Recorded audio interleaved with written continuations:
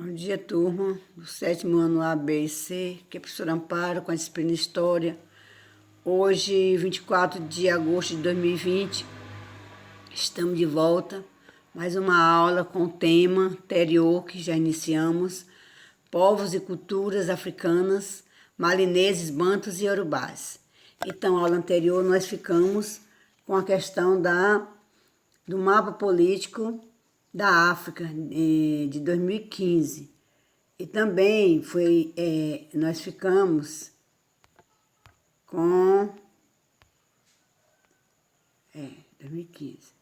Então também nós ficamos com a África, aspecto físico. Foi nossa aula anterior. E hoje nós veremos o Império do Mali, como tudo começou. Então, no Sudão Ocidental, entre os rios Senegal e Níger, nas terras habitadas pelos Mandinga, que era povo que se formou o Império do Mali, um dos maiores e mais duradouros da história da África. Então, boa parte do que sabemos sobre o Império Mandinga ou do Mali chegou até nós através dos griots. Antes de mais nada, vamos saber o que é império.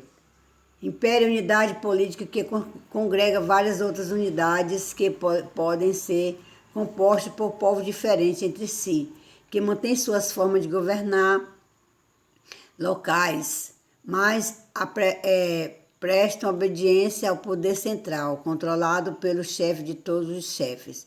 Então, esse é o conceito da Marina de Melo Souza, e também que nós temos também sobre os griots. Vamos saber quem foram eles. Então, eles foram indivíduos encarregados de preservar e transmitir as histórias, certo? Uma fonte oral, conhecimento e canções de seu povo. No passado, os griots eram procurados por muitos reis africanos para trabalharem como professores particulares de seus filhos. Eles ensinavam arte, conhecimento sobre as plantas, tradições, história e davam conselhos aos jovens príncipes. Além dos griots, contadores de história, havia também os griots músicos e os cantores, que interpretavam e conservavam canções tradicionais. E havia ainda mulheres griots que faziam o mesmo que os griots homens. Aqui tem a ilustração de um griot contador de história, tá aqui ao lado, do lado esquerdo. Do lado direito temos Baba Mal, um griot músico senegalês, em apresentação na Grã-Bretanha em 2011. Então, isso aqui. Então, nós veremos que sobre os griots, nós temos um poema, um poeta, um antigo provérbio do poeta do Mali, Ampanté Ban, que ele diz: quando morre um velho, é como se uma biblioteca inteira fosse incendiada. Como é, gente, o provérbio antigo? Quando morre um velho, é como se uma biblioteca inteira fosse enterrada.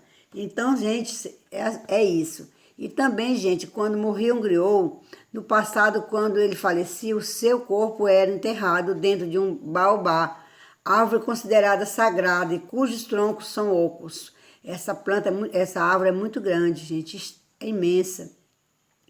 Então, o povo africano acreditava-se que ao enterrar o corpo de um griot nessas árvores, suas histórias e canções continuariam sendo divulgadas e conhecidas por muitos. Viu, gente? Então, é isso. Então, vamos dar aqui continuidade.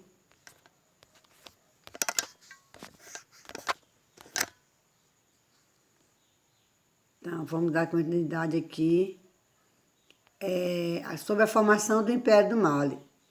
Então, conta os griots que tudo começou com o príncipe de etnia Mandinga. Esse príncipe é chamado Sundiata Keita. Ele e seus guerreiros venceram os sócios, seus opressores. Esse povo, ele oprimia os Mandinga. Então, mas na Batalha de Quirina, em 1235, ele foi vitorioso. E depois de vencer também outros povos vizinhos, fundaram o Império do Mali. Então, ali fala sobre um povo, um príncipe de uma etnia, da etnia mandinga. E essa etnia quer dizer grupo com modo de vida próprio, com uma história comum, falante da mesma língua e que partilha os mesmos valores, mitos e crenças. Viu, criança? Então, aqui nós veremos o mapa, o mapa onde apresenta a parte do Império do Mali, do século XIII ao século XV. Então, vamos ver aqui o que diz aqui. Então, bem que diz assim, ó, que você vai observar aqui na legenda desse mapa, toda essa parte rosa, faz parte do Império do Mali, que são os limites aproximados, viu? Aqui vocês terão a capital do Império e as cidades. Então, a capital do Império é Niani, e as cidades é Digené, Gao, Tombouctou, Gana, Oualata, Aldagoce, Tacru, certo? Essa e a Gana. Então, essas são as cidades que fazem parte do Império do Mali. Certo, gente? E aqui embaixo diz assim, que no poder, Sudiata Keita converteu-se ao islamismo, uma religião criada por Maomé e cujo princípio fundamental é a crença num único Deus, ou seja, monoteísmo. Segundo alguns historiadores, ele se converteu movido pela ideia de poder participar do comércio, que na época era controlada pelos árabes islâmicos. Mas no Mali, o imperador era a maior autoridade, mas ele ouvia seus auxiliares, o conselho, e sempre que precisava tomar uma decisão importante, ouvia também dois altos funcionários, o chefe das Forças Armadas e o chefe do Tesouro, que era responsável pela guarda dos depósitos de ouro, marfim, cobre e pedras preciosas. Gente, bem aqui observa-se o quê? O imperador do Mali ouvia as queixas de seus súditos em audiências públicas realizadas tanto no seu palácio quanto em uma praça próxima. Ele comparecia a essas audiências em trajes requintados, ou seja, em traje como um islâmico, um verdadeiro islâmico, e tendo seus conselheiros ao lado, e atrás deles um grupo de soldados. As sessões eram abertas pelos griots. Então, por manter esse privilégio aos griots, então é por isso que alguns historiadores faziam comentário a respeito da crença dele, que não era só a questão da fé, era questão também comercial. Mas, por isso, nós, em cima disso aqui, nós podemos ver que o Sudiata Keita, era conhecedor dos costumes e tradições de seu povo, e embora tivesse aderido ao islamismo, permitia que a população continuasse a praticar as religiões tradicionais e a cultuar seus deuses, ou seja, praticar, cultuar seus deuses. Então, continuar sendo politeístas, porque eles tinham seus deuses, eles tinham que cultuar, e ele permitia. Então, é por isso que os historiadores fazem esse comentário, né, gente? E também na corte real, inclusive, convivia lado a lado especialista no Corão. O Corão é o livro do islamismo. E os Dijeli, os Dijeli griots, portadores e transmissores dos conhecimentos milenares acumulados por seu povo. Então, tá aí, viu? Por quê? Viu, gente? Agora, nós vamos ver aqui o que Cid fez preocupado para proteger o império dos ataques dos berberes, era o povo que perseguia eles. Então, ele deslocou a capital para Niani, ao sul do Mali, Nas estradas que ligavam Niânia à região nordeste, se formaram importantes cidades africanas como Djenné, Gao e Tombuctu. Certo? Então vamos conhecer um pouco sobre Tombuctu. Situado às margens do rio Níger, esse rio era o terceiro maior da África. Tombuctu servia como ponto de chegada e de partida das caravanas comerciais que atravessavam o deserto. Então em Tombuctu passava o sal e ouro das minas malinesas, os tecidos, os grãos, além de peles, plumas, marfim e instrumentos de metal. Então, ao longo do século XIV, a cidade se tornou também um dos mais importantes centros intelectuais do mundo, reunindo-se de 150 escolas de estudo do Corão, com milhares de estudantes vindo de vários lugares. Em Tombuctu foi erguida também a mesquita de Sankoré, onde passou a funcionar a universidade do mesmo nome que se mantém até hoje. Aqui diz que, nessa imagem, vemos a mesquita construída, aí como é linda, na época do Império do Mali, que abriga até hoje a importante Universidade de Sankoré, no Mali. Fotografia de 2011. Viu, criança? Então aqui também nós vamos ver aqui a economia malinesa.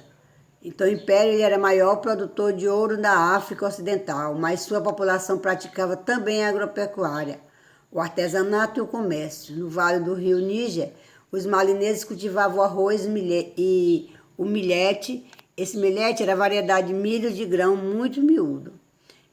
Também o inhame, algodão e feijão. E além disso, criavam bovinos, ovinos e caprinos. Os artesãos malineses eram habilidosos no trabalho em metal e em madeira. Nós iremos ver lá uma escultura feita de madeira, que eles eram bons. Então,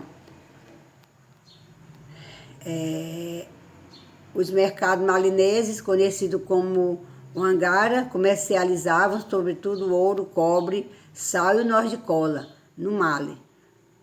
O cobre era muito apreciado e o sal quase tão valioso quanto o ouro. Tão quanto o ouro. Na África Ocidental, os malineses são conhecidos até hoje como bons comerciantes. Gente, então a economia malinesa ela está baseada, ela está baseada na mineração, na agricultura e no pastoreio. Essa é a base da economia malinesa. Mineração, agricultura e pastoreio, certo? Então, esse texto sobre noz de cola vocês irão ver na atividade, vocês vão ler e responder a atividade, viu? Tá bom. Agora, que falei sobre a madeira, olha aqui como que eles fazem as esculturas de madeira, ó. Então, eles tinham muita habilidade no metal e na madeira. Vamos ver aqui o que diz aqui. A força e o declínio do Império do Mali. Então, criança, o Império do Mali controlou uma área imensa, chegou a ter cerca de 45 milhões de habitantes e durou 230 anos. Segundo o historiador José Rivaí de Macedo, a longa duração e o poder do Império do Mali pode ser explicado pelos os seguintes motivos. Então, aqui vocês vão ver os fatores que contribuíram para essa longa duração. Foi porque possuía um poderoso exército composto de arqueiros, lanceiros e cavaleiros com capacidade de reprimir rebeldes em caso de revolta. Controlava as áreas de extração do ouro. Tinha uma estrutura administrativa eficiente, com representantes nas áreas sob seu domínio. Adotava uma política de consulta aos povos dominados e respeitava suas tradições e religiões. O Mali, maior império africano daqueles tempos, conservou sua liderança na região até a metade do século XV, quando entrou em declínio. E nós também veremos esses fatores que levaram ao seu declínio no século XV. Foi que o conflito entre seus líderes e ao surgimento de novos centros de poder, a exemplo do reino de Songhai.